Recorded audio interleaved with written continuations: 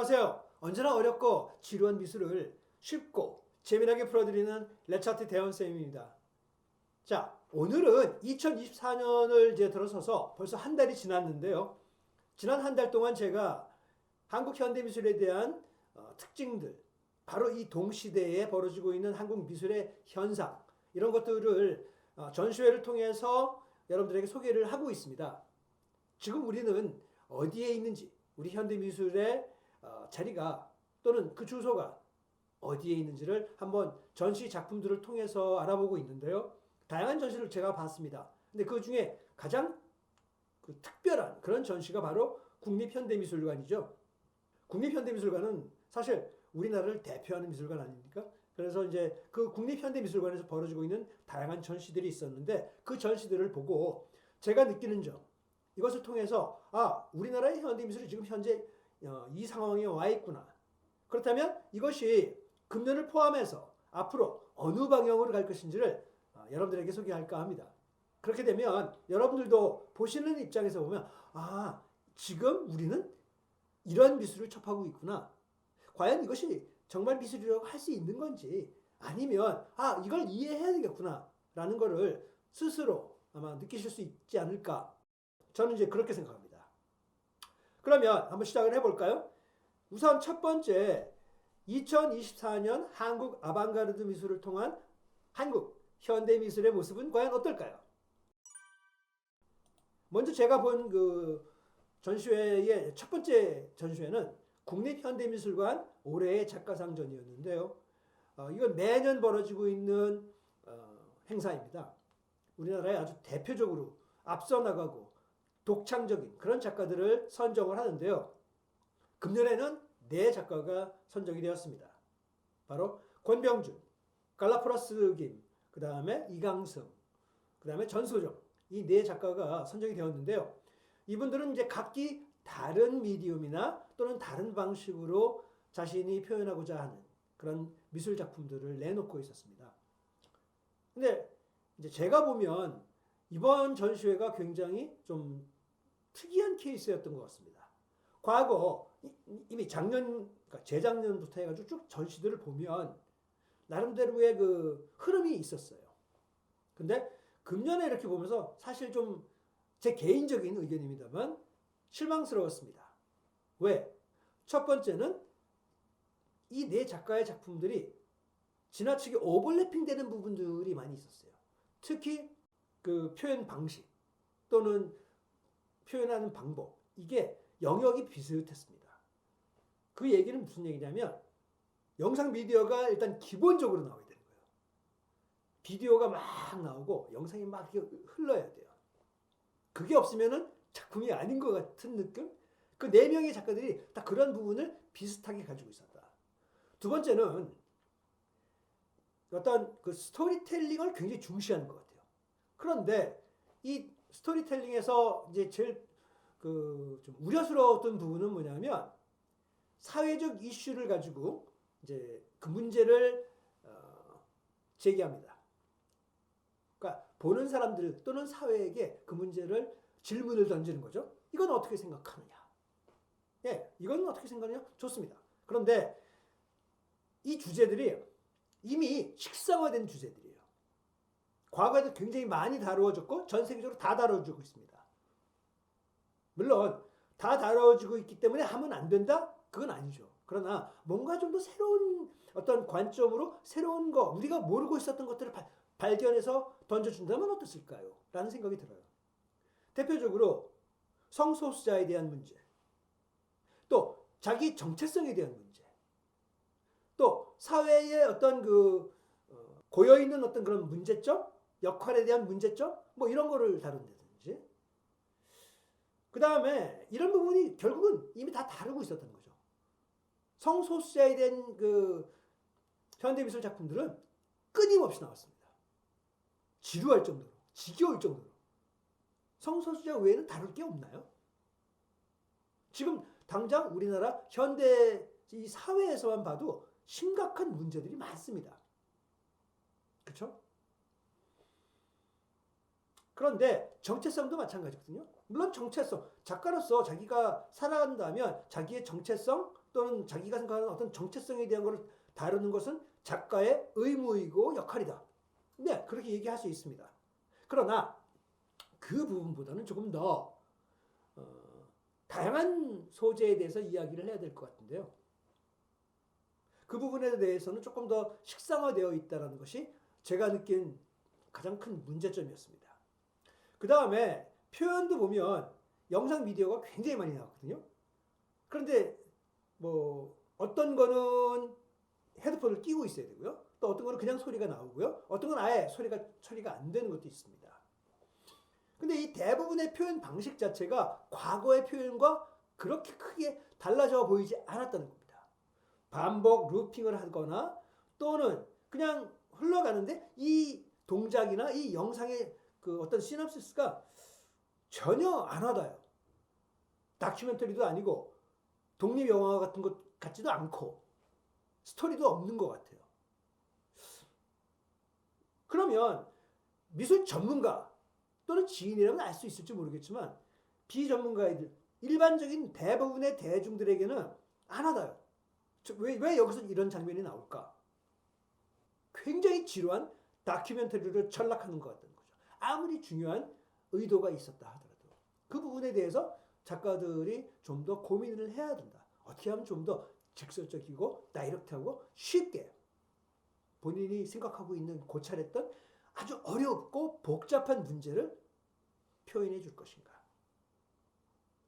자칫 좀 더 형이상학적으로 생각해서 그렇게 표현을 했다면 그건 굉장히 큰 오산이 될 수도 있다. 왜냐하면 그렇게 되면 관객들은 떠납니다. 왜? 아니, 이해 못하는 거. 이걸 내가 왜 보고 있지?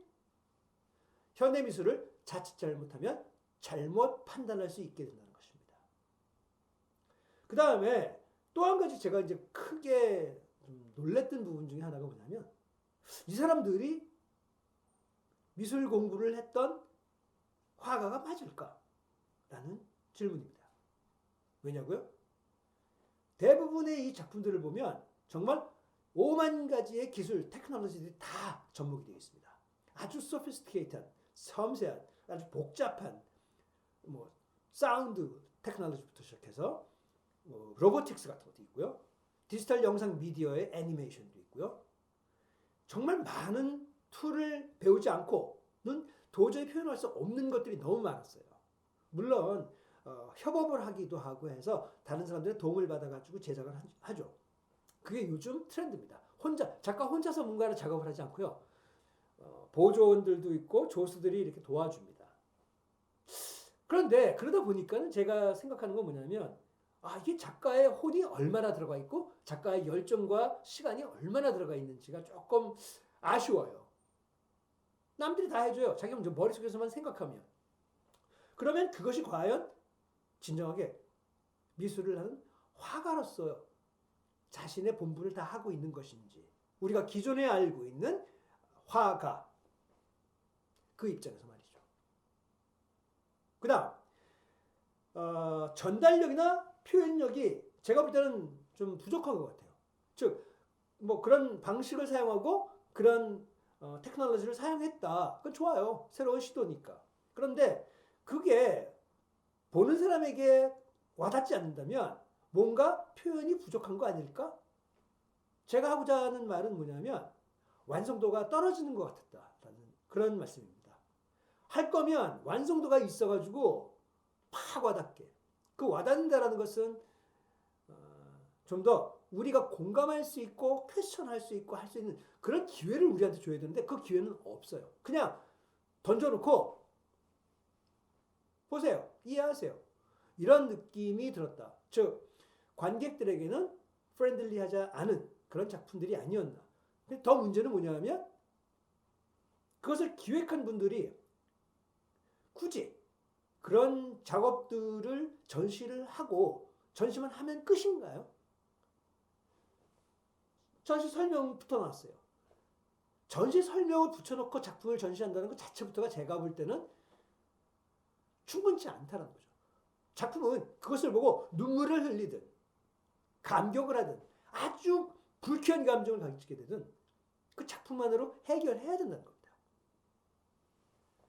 그리고 이제 그런 기술들. 그래서 제가 이제 특히 몇몇 작가들 이렇게 보면 와우, 화가가 앞으로는 물감으로 그림을 그리고 색을 잘 알고 있는 이런 화가가 되면 안 되겠구나.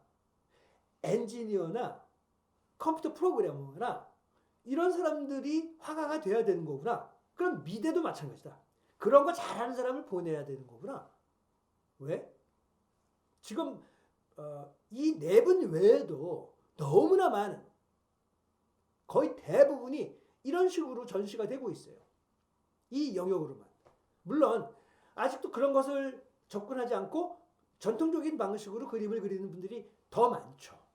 그런데 그분들은 잘 알려지지 않고 소개되지 않습니다. 완전히 따로 놀고 있어요. 자기 돈 주고 자기가 전시회를 하는 개인전. 이게 무슨 의미가 있습니까?